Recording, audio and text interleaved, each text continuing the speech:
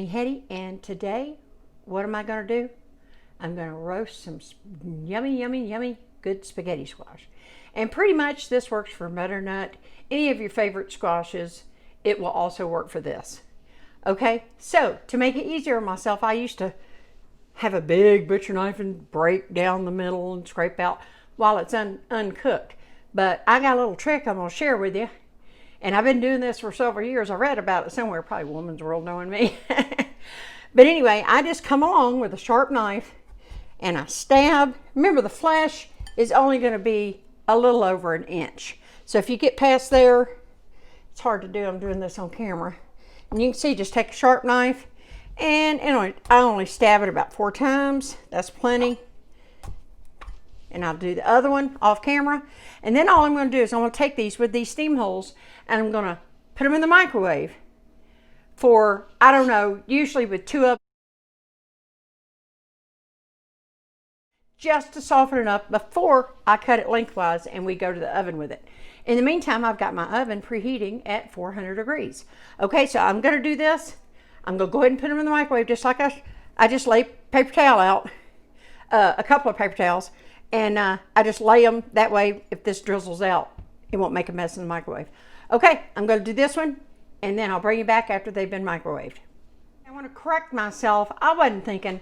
I was doing 2 spaghetti squash, so you need to go a little longer in the microwave. 5 minutes wasn't enough for me. They were still really hard because I had 2 in there together, and I don't know why I blanked out on that. My bad. I'm getting stuff ready for Thanksgiving, y'all. It's been pretty busy, even though we're having a very, very low key, just the boys and my husband this year. I've still got certain things I'm going to make no matter what. So there's still a lot of work. Anyway, moving back on to spaghetti squash. I cut one already and I've got it on the cookie sheet and I'll show you that in a minute. So I'm going to show you. Take Big Daddy here. And I may have overdone these. I don't know, because this is a littler one. He might be. There you go. You can just cut down in them. I just kind of do it like that. I'm awkward with the camera, guys. I usually make one fast cut. But this is really hot. I should let it cool a little bit. Now I got to get through that stem, and then there you go. Make sure I cut it right there. Okay. Then you're going to just scrape out the seeds like this. Yeah, he got a little bit overdone. He's not done. Still very firm here. He's not cooked, but the inside where the moisture is with these seeds, it did get a little bit done. And, you know, the obvious thing here is I'm just going to scrape out the seeds. And as soon as I do that with this, I'll do the other side. And then, woo, that's still hot. I'll finish this. You know how to scrape out seeds. Okay, so when I get that done, I'll show you how I season it, which isn't much, just to roast them. And we'll go from there. Here we go. They're still really hot, and yes, this was the smaller of the 2. I definitely should have taken them out a couple of minutes. But don't worry about that. If you overdo it a little bit, just be careful getting the seeds out, and then go on as you normally would. Now, I've got some light olive oil here, and I'm talking not much. I've already done the other one. And I just come in, like I said, this is hot, and I just kind of rub it around the edges here. There's my oven coming up to temp, 400. See that? I just kind of spread it around.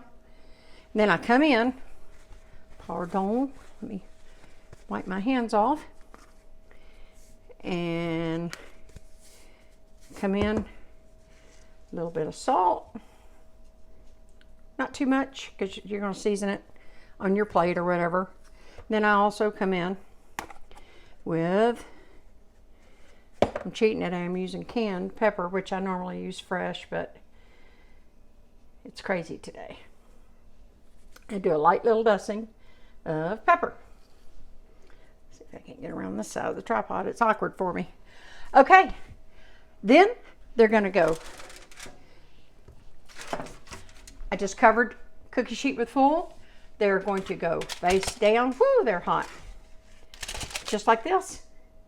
And every oven's different. I will let you know my time.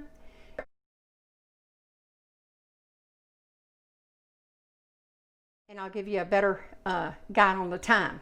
But that's it, y'all. If you've ever walked past these in the grocery store, you have no idea what you're missing. Okay, in they go.